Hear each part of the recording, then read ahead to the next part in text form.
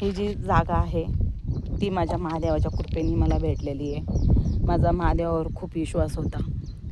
इथं बी लोक राहतात आहे. हे सगळा ऊस आहे, हा सगळा ऊस आहे. हे जागा पूर्ण ऊस आहे. खूप छान वाटते. इकडलं वातावरण खूप छान आहे. इकडं बी लोक राहतात आहे, पूर्ण लोक राहतात आहे. पण इकडल्या साईडला राहत नाही येते. हे प्लॉटिंग आहे. आणि कसं आहे, मी महादेवाचं सांगत होते. मी माझ्या महादेवापाशी लई म्हणजे प्रार्थना केली.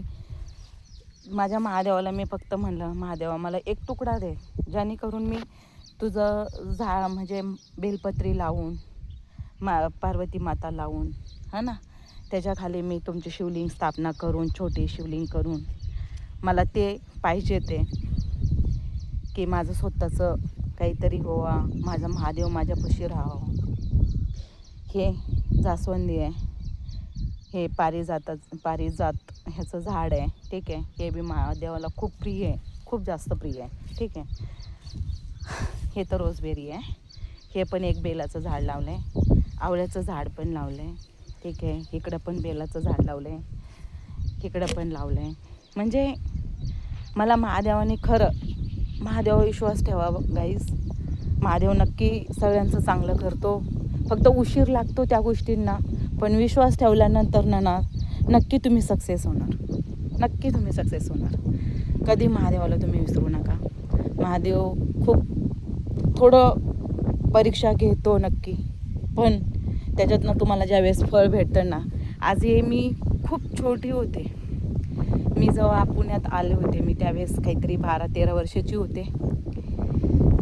त्यावेळेसपासून माझं स्वप्न होतं की माझं स्वतःचं काहीतरी पाहिजे. आज माझ्या महादेवाने मला 3.5 गुंठ्याची एवढी हिंमत दिली, एवढा मोठा प्लॉट घेतला आहे मी. नक्की आज माझं थोडंफार इथं छोटं घर नक्की बांधणार.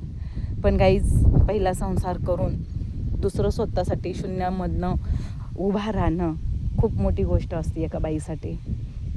आज मी सगळं करूनसुद्धा आज शून्यामध्ये, पण शून्यात पण म्हणणार नाही आहे मी. पण माझ्या महादेवाने ना गाईज खरंच मला बरंच काही दिलेलं आहे.